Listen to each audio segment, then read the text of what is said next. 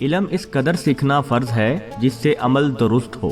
بے فائدہ علم سیکھنے کی اللہ تعالیٰ نے مذمت فرمائی ہے۔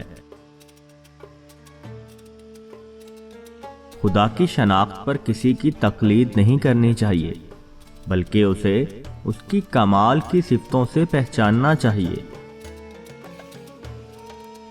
صوفی وہ ہے جس کی گفتار اور کردار ایک سے ہوں۔ اگر بندہ غنا سے سرفراز کیا جاتا ہے تو یہ اس کے لیے ایک نعمت ہے، مگر اس نعمت میں غفلت اسی طرح ہے جس طرح فقر میں ہرس۔ انسان کے لیے سب چیزوں سے مشکل خدا کی پہچان ہے۔ علم معرفت کا طلب کرنا سب طالب علموں پر فرض ہے۔ بندے کی رضا یہ ہے کہ خدا کے فرمان پر قائم رہے اور اس کے حکموں سے سرتابی نہ کرے۔ استاد کا حق ہرگز ضائع نہ کر۔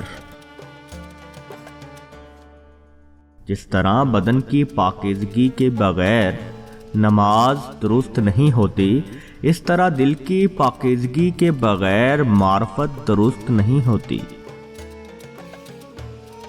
خدا کے راستے کے سائلوں کا پہلا مقام توبہ ہے۔